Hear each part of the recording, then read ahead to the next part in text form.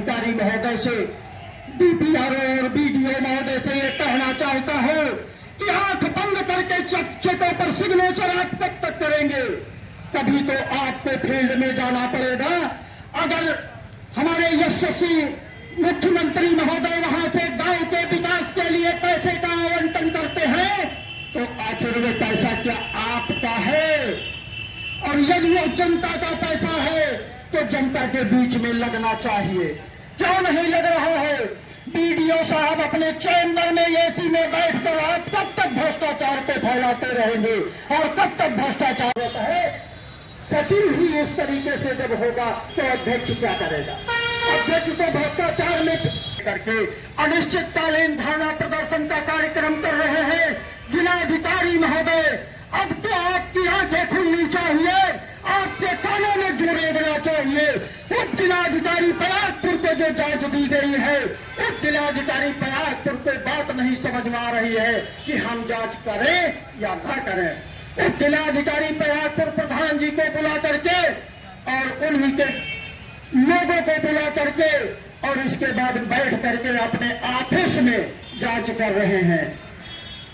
भौतिक मैदान में आएंगे तब फील्ड में आएंगे।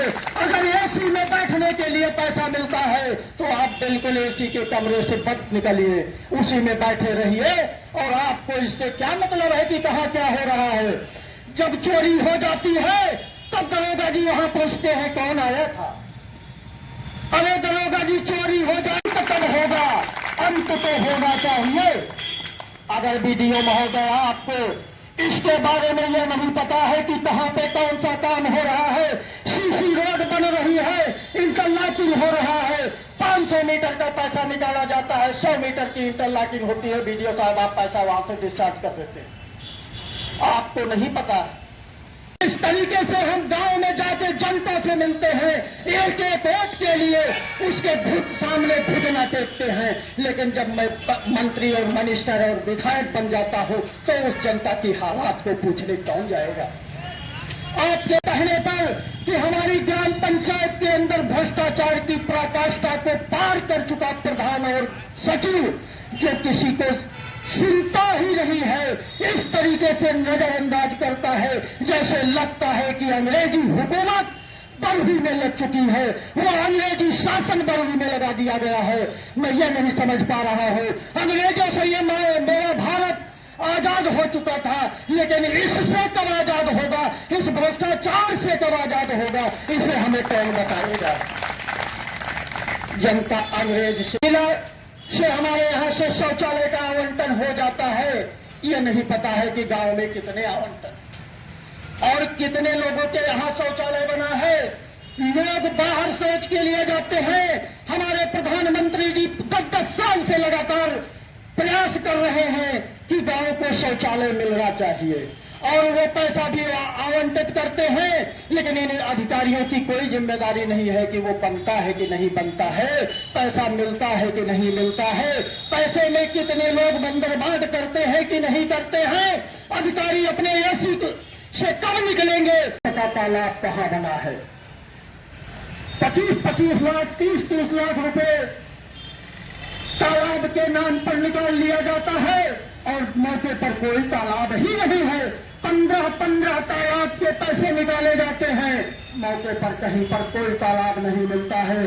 आखिर इतना बड़ा भ्रष्टाचार! अरे मैं कहता हूं तालाब की कुछ मिट्टी ही खुदवा दिए होते, लेकिन वाह वाह मेरे प्रधान और वाह सचिव, आपको यह नहीं पता है कि 1% का भी काम नहीं करेंगे तो इसका होगा क्या? जरा सा भी प्रशासन का डर आपको, कानून का डर आपको जाएंगे। मैं जिलाधिकारी महोदय से यह कहना चाहता हूं, भ्रष्टाचार का पैसा जब सारा खा जाएंगे इसके बाद आप क्या करेंगे? फिर आप जांच भी नहीं करवाएंगे, कानूनी प्रक्रिया भी पूरी नहीं करेंगे, उनके ऊपर दंडात्मक कार्रवाई भी नहीं कराएंगे, तो क्या गांव की जनता ऐसे घुट घुट के कब तक मरेगी? अपनी आवाज कब तक नहीं उठाएगी?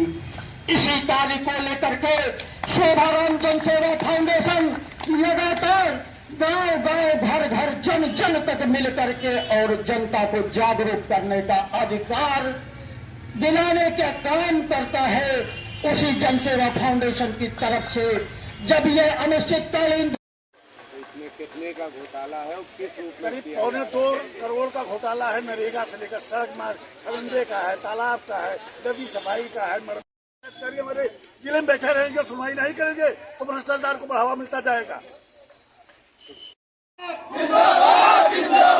अभी तो ये लड़ाई है, आगे बहुत लड़ाई है। अभी तो ये लड़ाई है, आगे बहुत लड़ाई है। प्रधान की तानाशाही नहीं चलेगी, नहीं चलेगी।